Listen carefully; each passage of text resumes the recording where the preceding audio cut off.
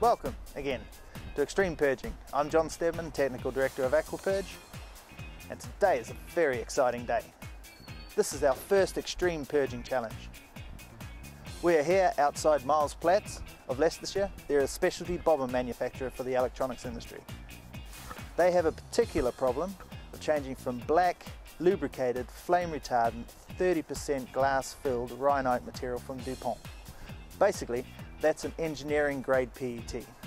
This issue is huge.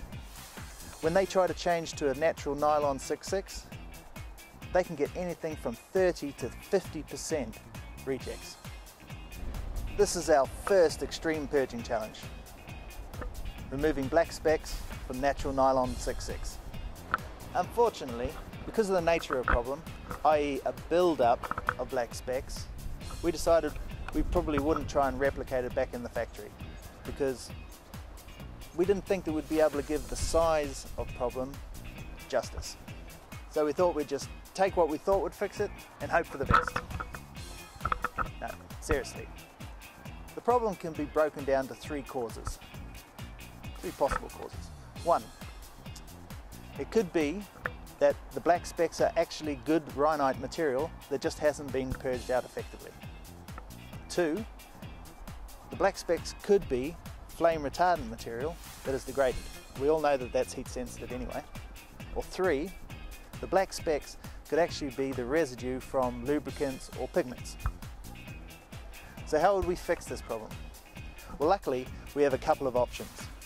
One, we could use the inherent property of PET, namely the susceptibility to hydrolysis. That's chain scission caused by moisture and heat.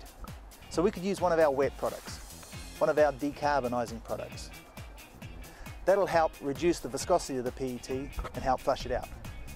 But how would it work with the flame retardant degradation or the lubricant? Just for purging? Not sure. So the second option, we could just use a very effective purging compound just like Barrel Blitz Universal to help flush out all of the PET. Then any of the residue, we'll just scrub it out.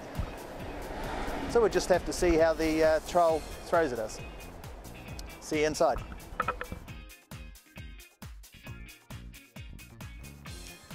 But here's the thing, the problem turned out to be different than we expected.